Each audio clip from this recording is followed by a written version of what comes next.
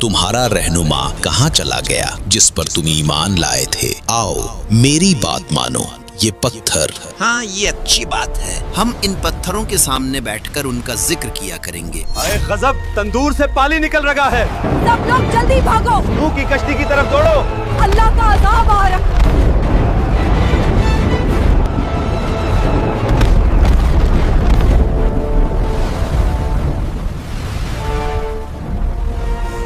हजरत इदरीस अलैहिस्सलाम के आसमान पर जिंदा उठाया जाने के बाद लोगों के दिलों में कमजोरी आ गई और इसी लम्हे शैतान ने उनके दिलों में वसवसा डालने का फैसला किया। लोगों देखो, तुम्हारा रहनुमा इदरीस कहाँ चला गया जिस पर तुम ईमान लाए थे, वो अब तुम में नहीं रहा। क्या तुम्हें नहीं लगता कि तुम अकेले हो? आओ मेरी बात मानो, मैं तुम्हें ऐसी चीज दूंगा जो तुम्हें कभी छोड़कर नहीं जाएगी। ये पत्थर, ये तुम्हारे दरमियान हमेशा रहेंगे। इनकी शक्लें तुम्हारे रहनुमाओं जैसी हैं। जब तुम इन्हें देखोगे तो इनकी याद ताज़ा होगी। हाँ, ये अच्छी बात है। हम इदरीस को नहीं भूलेंगे। हम इन पत्थरों के सामने बैठकर उनका जिक्र किया करेंगे। और यूं शैतान अपने नापाक इरादों में दिन ब दिन तेजी से बढ़ता गया। उसके फितनों ने तेजी से जमीन पर जड़ पकड़ ली। लोग धोखे में आकर उसके पीछे चलने लगे। जमीन पर गुनाह फैल चुका था। बुत परस्ती, जुल्म, फहाशी, इंसान अपने रब को भूल चुके थे। तब अल्लाह ने नूह अलैहिस्सलाम को नबी बनाकर भेजा।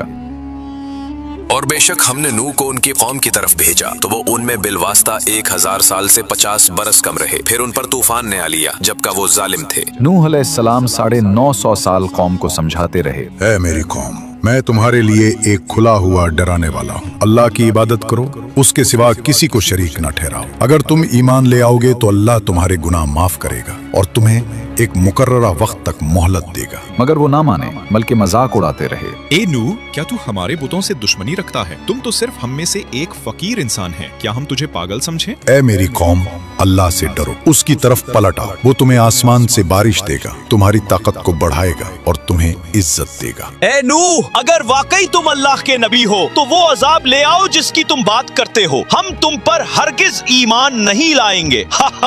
देखो तो ये हमें अल्लाह के अजाब से डराता है। ये नूह पागल हो गया है। बस करो, अगर तुम बाज ना आए तो हम तुम्हें पत्थरों से मार डालेंगे। नूह ने कहा, ऐ मेरी कौम, मैं तुम्हारे लिए साफ साफ डराने वाला हूँ। अल्लाह की इबादत करो, उससे डरो और मेरी इताअत करो। वो तुम्हारे गुनाहों को बख्श देगा और तुम्हें एक मुकर्ररा वक्त तक मोहलत देगा। नूह अलैहिस्सलाम 950 साल कौम को समझाते रहे, दिन रात, छुपकर, अलानिया, मगर वो ना माने बल्कि मजाक उड़ाते रहे। मगर हजरत नूह अलैहिस्सलाम लोगों को बार बार अल्लाह की तरफ बुलाते रहे, मगर लोग मुसलसल इनकार करते रहे। जब हजरत नूह अलैहिस्सलाम को यकीन हो गया कि ये लोग ईमान नहीं लाएंगे तो आपने अल्लाह के हुजूर उनके लिए बद्दुआ की। ऐ मेरे रब, मैंने अपनी कौम को दिन रात बुलाया, मैंने खुलेआम और पोशीदा दावत दी, मगर उन्होंने अपने कानों में उंगलियां ठूंस ली, कपड़े ओढ़ लिए और हक से मुंह मोड़ लिया। और नूह ने कहा, ऐ मेरे रब, जमीन पर काफिरों में से किसी को न छोड़। बेशक अगर तू उन्हें छोड़ देगा तो ये तेरे बंदों को गुमराह करेंगे और सिवाय बदकार और काफिर के किसी को जन्म नहीं देंगे। अल्लाह ताला ने हजरत नूह अलैहिस्सलाम को अपनी कौम पर आने वाले अजाब के बारे में बताया और उन्हें एक अजीम कश्ती बनाने का हुक्म दिया। और नूह को वही की गई कि अब तेरी कौम में से कोई ईमान नहीं लाएगा सिवाय उनके जो ईमान ला चुके हैं। बस उनके अमाल पर गम न कर और हम हमारी निगरानी और वही के मुताबिक एक कश्ती बना। और जालिमों के बारे में मुझसे बात न करना, वो जरूर ज़र्क होने वाले हैं। हजरत नूह अलैहिस्सलाम ने अल्लाह के हुक्म के मुताबिक उसी के निगरानी में काम शुरू किया।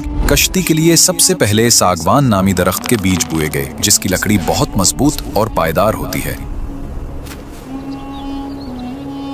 ये दरख्त तकरीबन 100 साल में जवान हुआ, फिर उसे काटकर तैयारी के लिए इस्तेमाल किया गया। हजरत नूह अलैहिस्सलाम जब कश्ती बना रहे थे तो कौम के सरदार उन पर हंसते और मजाक और कहते थे, वाह नूह, अब तुम बूढ़े हो गए हो, सहरा में कश्ती बना रहे हो। क्या यहाँ कोई दरिया है? हजरत नूह अलैहिस्सलाम उनको जवाब देते और कहते, जिस तरह तुम आज हम पर हंसते हो, कल हम तुम पर हंसेंगे जब अजाब तुम्हें घेर लेगा। और फिर अपने ईमान वालों के साथ कश्ती बनाने में मसरूफ हो जाते। रवायात में आता है कि उस वक्त एक शख्स जिसका नाम ओज बिन अनक था, जो हजरत आदम की औलाद में से था, लेकिन वो आम इंसानों जैसा न था। रिवायात के मुताबिक उसका कद आम इंसानों से सैकड़ों गुना ज्यादा था। बास तफसीरी अकवाल में बताया गया कि उसकी लंबाई हजारों हाथों पर मुश्तमिल थी। बादल उसके कंधों को छूते, वो पहाड़ों पर हाथ रख सकता था और दरख्तों को जड़ से उखाड़ देता था। इजराइली रिवायात में आता है कि ओज बिन अनक हजरत नूह के जमाने में जिंदा था जब तूफान से निजात दी, तूने जमीन को नई जिंदगी अता की और हमें इस पर बसने का मौका दिया। बेशक सारी तारीफें तेरे ही लिए हैं। जब हजरत नूह अलैहिस्सलाम ने कव्वे को रवाना किया, वो मुर्दार पर जा बैठा और लौटकर कोई खबर न लाया। इसी नाफरमानी और बेवफाई की वजह से कव्वा आज तक इंसानों से दूर और अजनबी सा रहता है। वो कभी वफादार परिंदों में शुमार न हो सका, लेकिन जब कबूतर को भेजा गया वो खुशखबरी लेकर लौटा,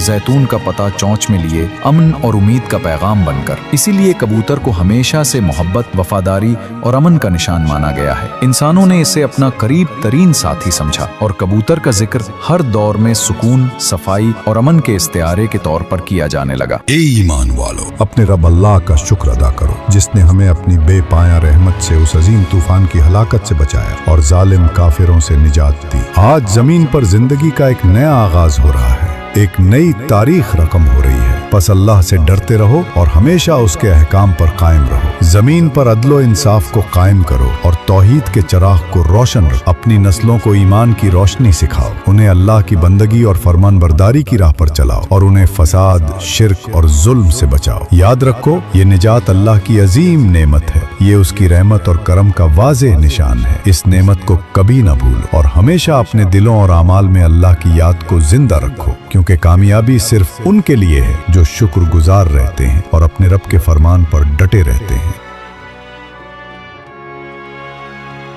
देखो, ये है अल्लाह का अजाब जो तुम पर आ रहा है।